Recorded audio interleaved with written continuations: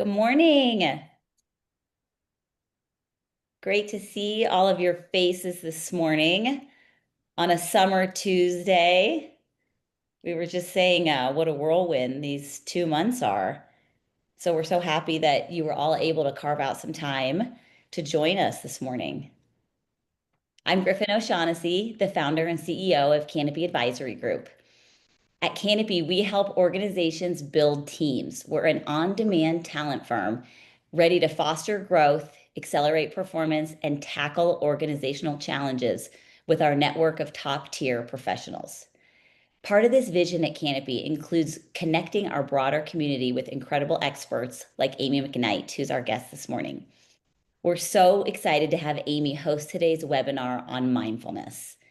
Amy is an accomplished entrepreneur, executive coach, and a former business owner with over 20 years of experience guiding and supporting individuals and organizations to achieve personal, operational, and organizational excellence.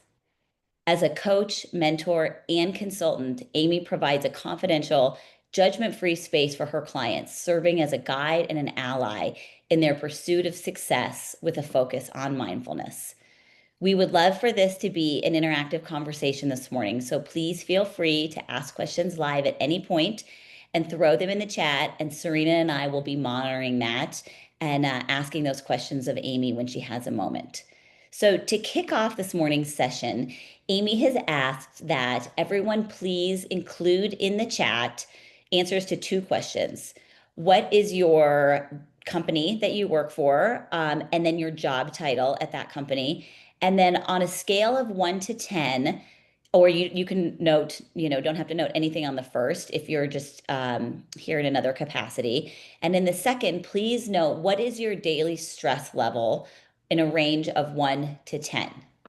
So if everyone can just take a minute and start throwing that into the chat, we will start to collect that information, and then Amy will take a peek at that and get going. Thanks, Tanya. Good to see you this morning, Career Transformations.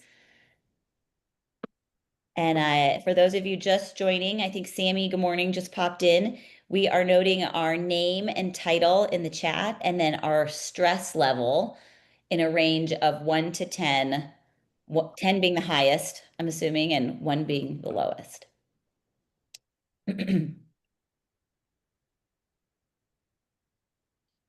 Good morning, Dirk.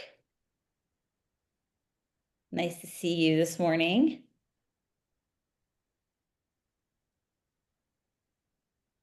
All right, Amy, can you see the chats coming in? Yes, yeah, it's looking really good. We have all kinds of ranges, yeah, from like a 3 to a 8. So depending on the news, we see is one of them. So yeah, and then we can start whenever you're ready, Griffin. That's great. All right. Over to you. Thanks, Amy. Great. Is everybody in? So yeah, thanks for sharing. So my husband is a 0. 0. And what I mean by that is because I enjoy our quality time together so much that most days he's a 0 on my stress scale. However, there are times he can take me from a 0 to probably about a 7 in no time at all. Do you know someone in your life that can do that to you? So when you think about your stress level, I wanted to share a little story about my husband. So one day, a couple of weeks ago, we were actually at home just having a nice, relaxing day off together, and we're deciding what to have for lunch. So I said, how about my favorite mulligatawny soup? Because I had it waiting for me in the refrigerator. And he said, well, we also have the green chili. And I said, well, you have the green chili and I'll have the soup. And he goes, well, I was thinking we'll have the green chili and I'll make us a quesadilla to go with it. And for some reason, I just got really annoyed. And then I was like, fine, we'll have the green chili. And in that moment, in those little stressful moments that we all have, our bodies release all kinds of stress hormones, and we go in kind of a fight or flight response. And in those moments, those are the times when these hormones can be very helpful when we're actually in danger. But when we are exposed to these little spikes of stress throughout our day or exposed to long-term stress, it wreaks havoc on our mental and physical health. So, we are going to talk about some tools to minimize our stress today. And when you think about that stress level you put in the chat, just imagine a time like that where it was something, maybe it was even a small thing that caused you to kind of spike your stress. And when you consider our stress levels, have you considered that all of our stress is self-generated? Meet your saboteurs. The saboteurs are described in Positive Intelligence by Shirzad Chamine and are a great way to characterize what's happening inside of our body when these stress reactions occur. The first one is our judge, and we all have a judge. It shows up when we're feeling those times of stress, when we're feeling fear, anxiety, when we're just tired at our weakest times sometimes. And the judge does three things. It judges ourself. So when we have our negative self-talk, when we tell ourselves we're not good enough or smart enough or whatever it may be. Two, it judges others. So that's when we're making negative assumptions about other people. And three, circumstances. And that's when we get upset about things completely beyond our control, such as the weather or other people's behaviors, or like when that car cut you off in traffic earlier. So the judge has 9 accomplice saboteurs. And each of these saboteurs is like a two-sided coin. Each saboteur has kind of an underlying strength. But then the strength goes too far, it goes overboard and becomes a negative impact on us. So I wanted to take a look at each of these saboteurs. And if you recognize or resonate with any of these, feel free to share in the chat which of these saboteurs you identify with, or if you have already identified your saboteurs. And then I'll share some of mine as well. So the first one we have is the avoider. So the avoider strength is they're easygoing. They just want to get along. They want to avoid any conflict. The downside is that it avoids difficult situations to the point of generating more stress because of the pain of that avoidance and not addressing tough issues. Then we have the controller, whose strength is decisive, they're confident, they're in control over the outcome. And a lot of us probably have this if we're business owners or business leaders. But the saboteur side of it can be overly dominating or confrontational or not open to influence from others. Then we have the hyperachiever. So the hyperachiever, this is one of my top saboteurs. And the strength is it's driven, it's motivated, it wants to achieve, and that sounds great. However, when it goes too far, it becomes very dangerous because we start to attach our self-worth to our achievements, and we can never achieve enough to find true happiness in that way. So we have to be careful about the hyperachiever. It can also be detrimental to our relationships as we identify with our achievements with our self-worth. Then we have the hyper rational. So their strength is they're very practical, very analytical, very reasonable. And then the saboteur side of that can be, now it's going into the negative. It's being seen as unfeeling, non-emotional, not really tapping into the side of your brain that manages your emotions, relying too much on the analytical side, maybe being too logical or too robotic. The hypervigilant is a protective type. They just want to protect the ones that they love. The saboteur side of that is they become anxious and get into a constant fight or flight mode at times, because they're always expecting the worst and preparing for the worst. And this can cause a lot of stress. The pleaser is also a very common one. They're very loving. They just want everyone to be happy. They want to be liked. The problem becomes when they get to the point of neglecting their own needs, stepping over their own boundaries in order to please others.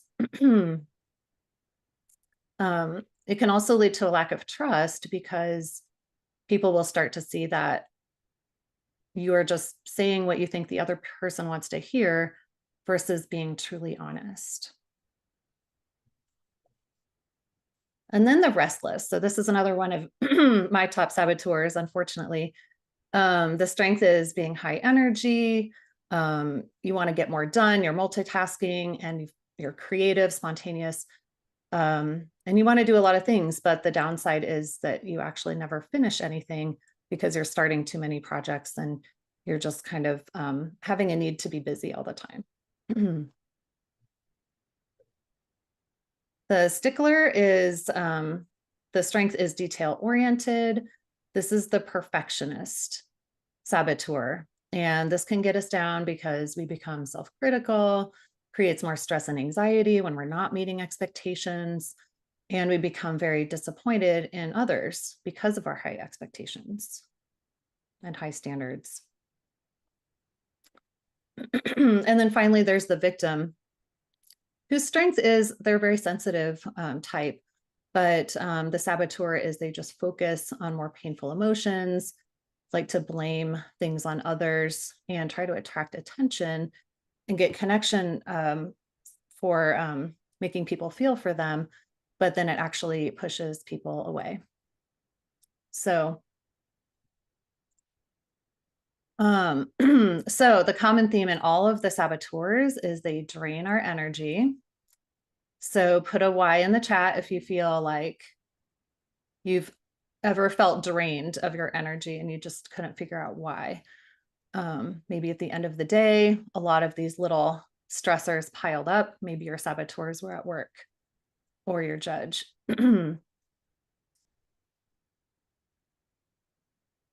So if you can relate to that.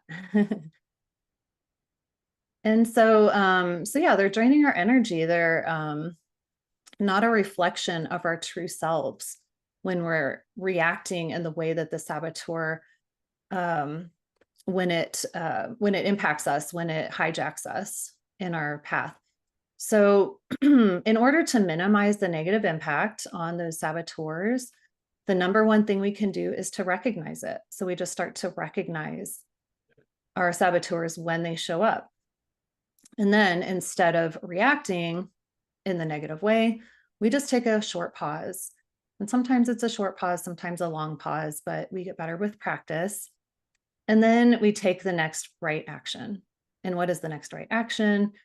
Sometimes it's nothing at all. We just need to switch a thought off from a negative thought that's not productive in any way to something else. Or we create a productive response in response to the person or the thing that is impacting us. So in my situation, in my little example earlier, when my husband's talking about lunch, I could have recognized in that moment the annoyance started to come up. I could have said, I'm feeling annoyed. That's just my judge. It's assuming he wants to be controlling. And he just wants to make us lunch. So in that pause, I could have decided, that sounds pretty good. I like quesadillas. So let's do that. And then the next right action is I get to say a nice thing like, thanks for offering to make us lunch, honey. That sounds really good. So if you can think of a time like that, and how you may have handled it differently.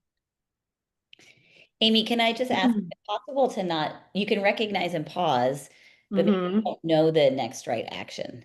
Mm-hmm. I mean, in your scenario, it seems like that makes sense, but Mm-hmm. there might be times where it's like, or is it usually pretty obvious once you take that pause? The clarity becomes way better when you can pause. So a lot of times you can figure out what the right action is. And if you can't, then I just err on the side of do nothing Hmm. instead of having that negative reaction Right. because Basically, it does impact our relationships, right? right, right. Um, he might have been really offended. He knows better. And the But clarity will come with time if you just, mm-hmm. right.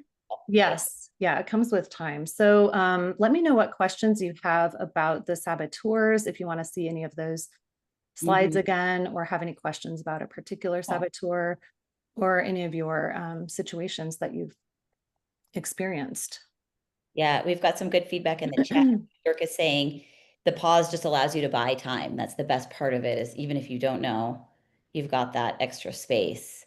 And Andy Canigliero is saying even after the pause, if you choose the same exact response as how you would have reacted without the pause, the difference is you've opted into the response.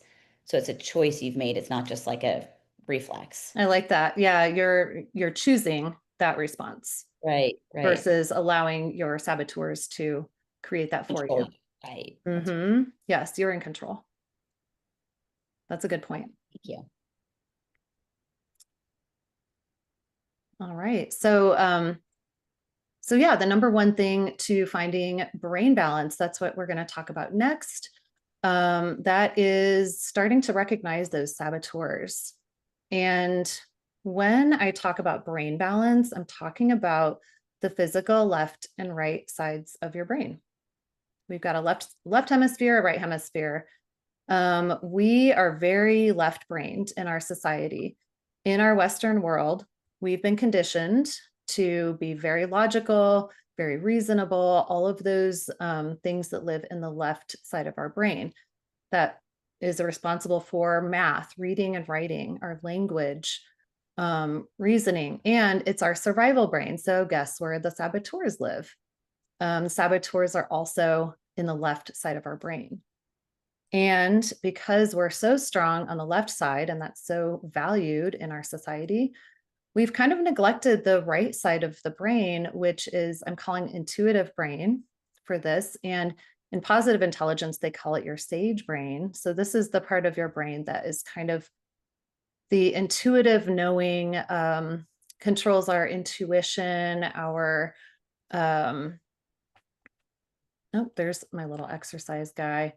Um, this is our creativity, our imagination, our nonverbal language, and all of those things that round out a healthy brain balance.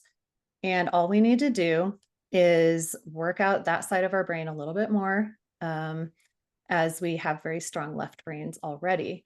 So, the way that we can do this is through mindfulness, as you may have predicted. And our ancestors in the Eastern world have done mindfulness meditation for thousands of years, and they've been receiving these benefits for a long time. But in our society, it's taken us just over the past few decades through a lot of research and studies, we've actually been able to prove these benefits, which is very important for left-brained people, right? We need the proof. Like, tell us it works. Why? So we can now prove that mindfulness is connected to happiness. We can be up to 31% more productive at work, 3 times more creative, increase our resilience, and reduce anxiety and depression and stress that we've been talking about today. So these are important to know because it's like we've known it, but now we can prove it. And so we're going to talk about the ways we can actually to get some of this mindfulness into our lives. How do we do that? And I like to say, we take mundane to mindful. So, what you're already doing in your daily habits, brushing your teeth, getting ready for work, you can turn those into mindfulness habits by simply paying attention to what we're doing. We kind of go on autopilot a lot of times. So what we can do instead is actually pay attention to what we're doing and become present in that moment. Because the stress comes in when we just are on autopilot and we're constantly thinking about a million other thoughts. We're thinking about what's happening next, what happened yesterday, and failing to be present. So we really just have to remember to be mindful, to get ourselves that practice so that we can receive all of those benefits. What questions do you have so far?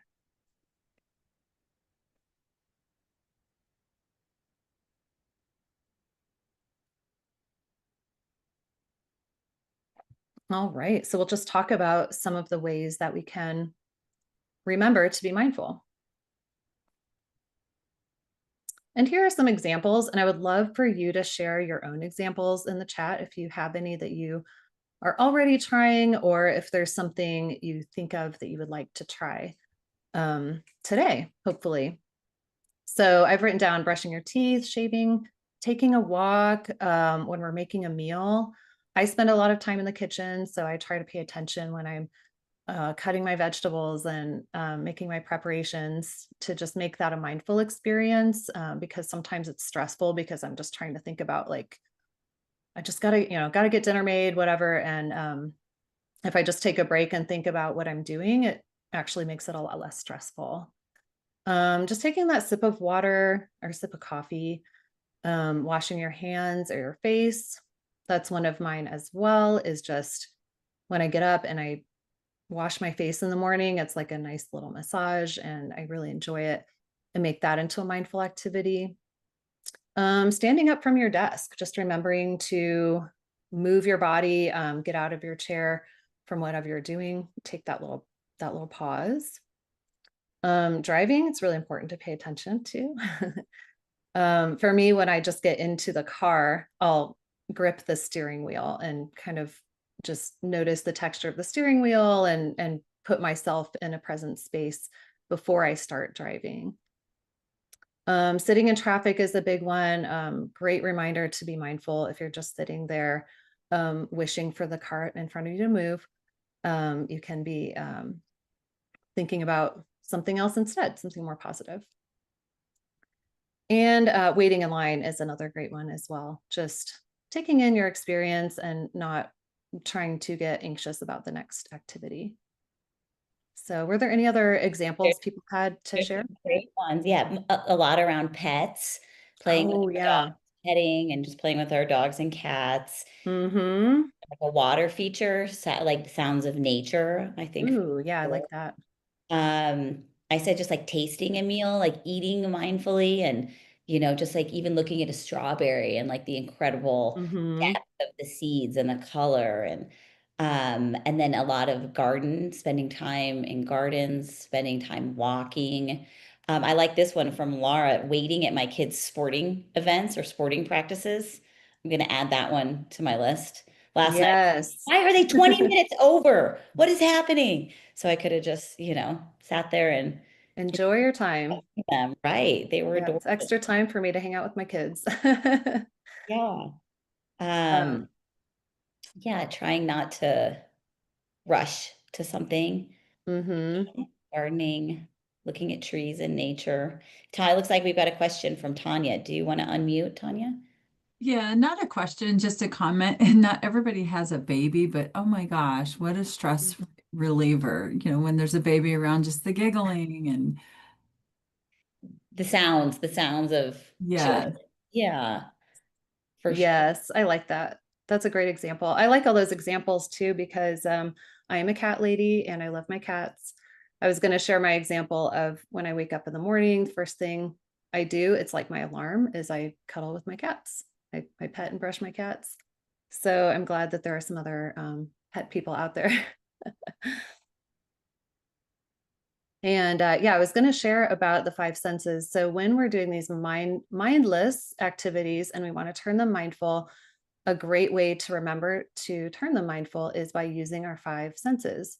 So I say five senses to presence, because we're trying to just get ourselves present and turn off the mind chatter. So when we talk about the five senses, we've got touch.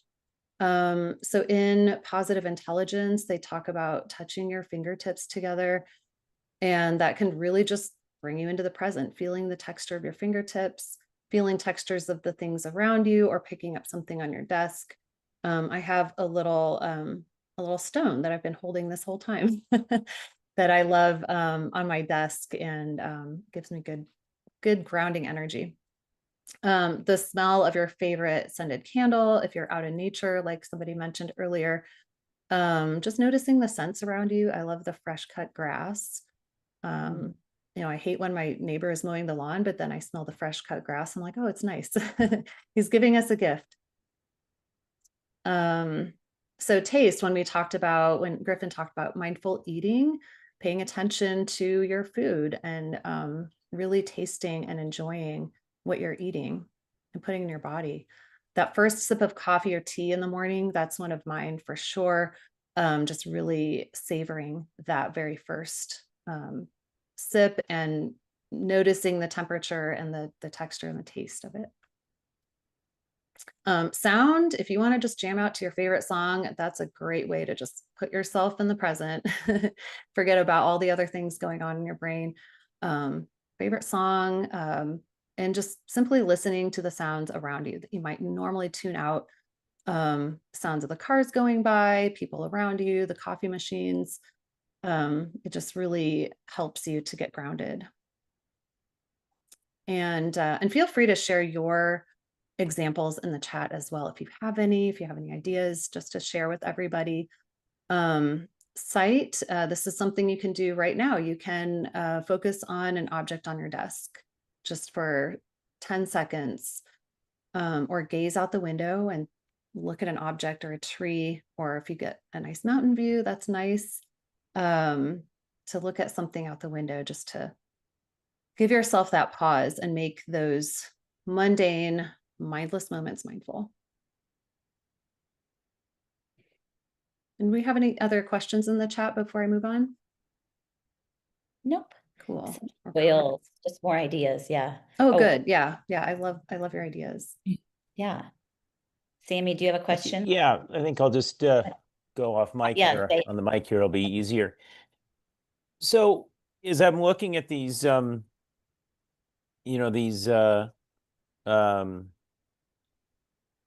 do we call those 12 things? What was the term for those? The saboteurs? The saboteurs. Yeah, there's 9 of them, plus your judge. The 9 of them.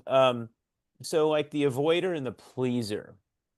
If you have someone in your, or let's say you are someone like that, or you have someone in your life like that, their sort of default pathway is to pause, is to not respond, not react.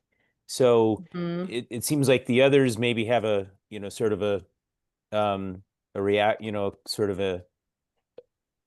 reaction that'll be an active reaction, whereas theirs might be passive, or their reaction is actually inactivity. What are tips you have for people like that? Or if we have people that we work with or in our lives that,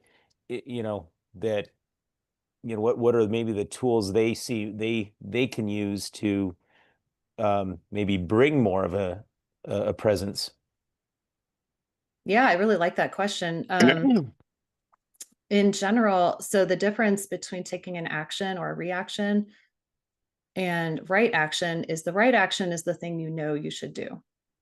So when people get passive aggressive, or you say, oh, I'm just not going to say anything because I don't want to have a conflict, but you kind of know deep down that's the right side intuitive part of your brain that we're trying to strengthen, so that we can learn to really listen and tap into that and think, I know I really should have a conversation with that person, versus avoiding this.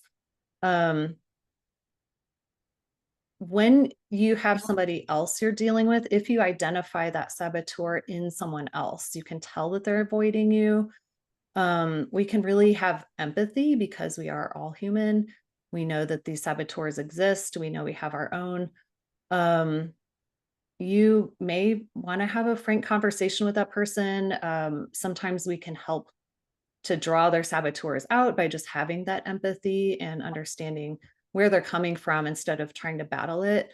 So there are probably some other ways you can try to work with people in that situation, but the first thing is the empathy and just understanding like, oh, I think they have this avoider saboteur going on. I can empathize with that, and I can try to meet them where they are, trying to find their comfort zone and then maybe work into it.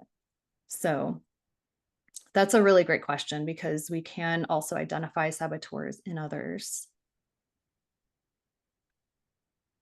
Did that answer the question?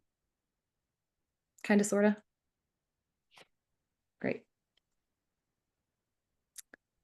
So one thing that I didn't include yet is I added one whole slide called breathe, because this is not a sense. It doesn't fall into one of the 5 senses. And it's not something that we think about because our body just automatically does it, right? But put a Y in the chat if you forget to breathe on a daily basis, like I do.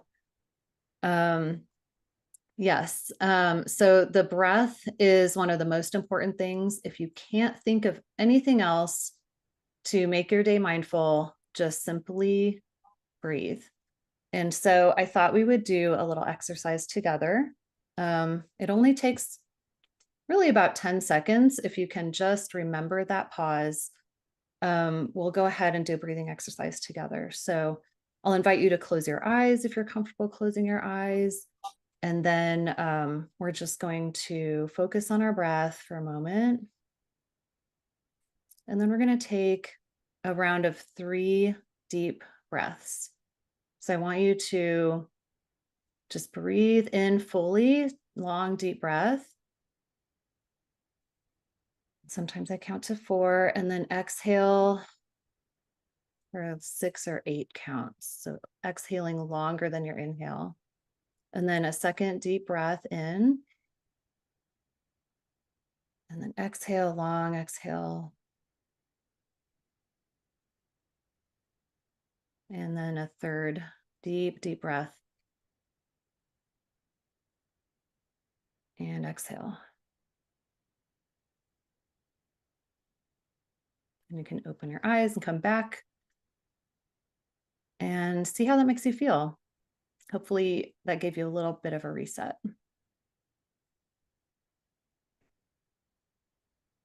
Amy, I love that, the breathing.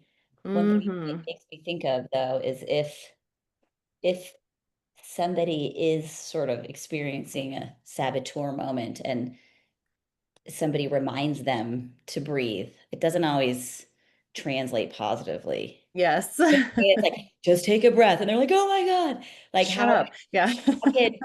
how can it be sort of suggested in a way that's like, this will feel so good. And it's not like, oh my God, you need a breath, Yeah. It is helpful, but it doesn't sometimes feel helpful when someone suggests it in the moment. Really just not reacting to their Yeah. saboteur is helpful. If you just don't react to it, you can do the breath yourself, or just be in an alternate calming state than where they are instead of rising to that. The other thing is like coming up with an agreement with your people you work with, or like with my husband, it's like we have an agreement that if somebody's having a stress moment, it's okay for us to call it out and say, oh, I think we need a pause. So I think you need a pause, or I think you need to take a breath, is not usually welcome when they're in that stress state. Right. So, but if you have that agreement that's like, hey, we're allowed to call each other out, that's a great team agreement to have when you work with Like teams. talk about it ahead of time so that So it's like when it comes up, you like, can't be mad at me. hey. You can't let your saboteur be mad at me because, like I said, the saboteur is not an authentic expression of who you are. It's a reactive expression that can be kind of calmed, I think, with the right responses. I think sometimes you can potentially model it too. If you are seeing someone, you can say, I think I'm just going to take a deep breath here for a moment. Just sort of actively call out that you're doing it yourself. And then sometimes people may use that as a chance to mirror that without feel like they're being called out for it. Yes.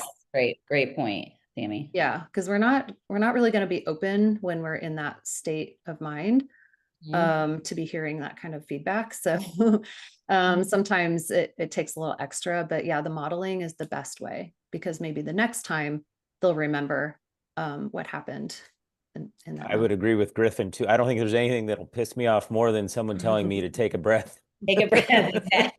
Take a breath. Yeah. So yeah, it helps to have that ahead of time, because yeah, you also don't want to activate the other person's saboteur, right? If you see that they have it, it's like they're going to be they're going to be reactive if I say that right now. So just be mindful of how you're responding to their saboteur. That's a good point. So the great news about all this mindfulness, the breathing, the senses, is we only need 15 minutes a day to start to feel those benefits. And that can look like a meditation in the morning or the evening. That's usually how I end my day, with a little sleep meditation. Any little breaks you can take throughout the day, 10-second little breathing exercises, using any of those tips that we shared earlier, to get yourself to 15 minutes and see where your stress level ends in a few more days.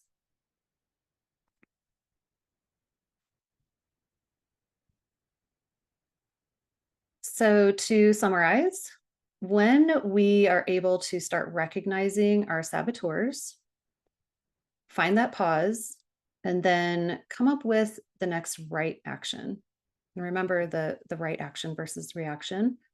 Combine that with your mindfulness exercises, so we're strengthening that part of our brain, then you can find a balance, a healthy balance that will help you to become more present.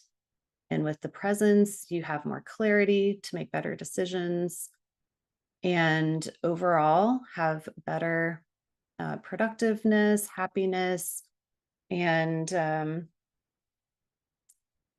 have a great balance moving forward. And the idea is practice, not perfection. So we call this a practice. This is something you have to try a few different things to see what works for you. Not all the things work for every person. So just have fun with it and choose some of the things that we shared today and see what works for you. And then check in on that stress level in about 30 days, if you can, if you remember, and see if we can dial it down a notch. For those of you that were at maybe a 4, it helps you to maintain, if you're not reducing from a 4, maybe it just helps you to maintain that 4 instead of having those spikes up and down. So then I just wanted to share some resources with you. And then one more thing before we go. And were there any final questions before I move on? Just a nice comment in the chat, Amy, from Tanya, that she said this keeps her accountable to her happiness, and she appreciates your expertise and your calm voice. You alone calmed me today. Woohoo! I love that. Thanks, Tanya. All right, so I wanted to share some resources with you. So the books, I've used Positive Intelligence for the saboteurs. They get really into the science, the neuroscience, how we are strengthening our brains. And they've done a ton of research that came out in 2012. There's a book that looks like this. Oh, it's not really showing up there, is it? There we go. Positive intelligence. It's kind of a whole movement. They have a whole coaching program. There's a saboteur assessment on their website. So if you want to learn more about your saboteurs, you can take that assessment for free. And if you want to share the results with me, we can have another conversation going deeper into your saboteurs. There's a book called Mindfulness that is really just a very, it kind of gets all the basics about what mindfulness is, how that works. So it's a great overview if you just want to dive a little deeper into mindfulness. The talent code is very, this one's a lot more sciencey in building habits and skills, building our myelin using these same kind of skills. And then catching the big fish, if you're familiar with David Lynch, he is also a big, not only a filmmaker, but big on mindfulness meditation. And he's made this really great little book that I love on meditation, if you're curious about that. My favorite app to use for meditations is Insight Timer. This is something you can download, has a free version as well as paid version, and has courses as well as meditations and a lot of great resources. And then you've probably heard of the Calm app as well. That's a very popular one. LeBron James recommends it. So these are some apps you can use if you want to try out some different meditations and some different mindfulness tricks. And then some of my favorite podcasts are 10% Happier with Dan Harris and Hidden Brain, which is also aired on NPR, where they interview all kinds of experts and scientists and talk about our human experience. So it's very fascinating, and hopefully you'll enjoy some of these. So before we go today, I just wanted to remind you that next time you're standing in a line, to take that as a reminder to be mindful and choose one thing that you can do out in the wild. So whether it's a breath, focusing on an object, touching your fingertips together, bringing yourself into that present state before the saboteurs start kicking in and telling you, I have to be in a hurry, I have to get stressed out. So that will be my homework for you to remember, and then check in on that stress level again. Like I said, 30 days. And if there are no other questions, I'm going to let you have the rest of your time.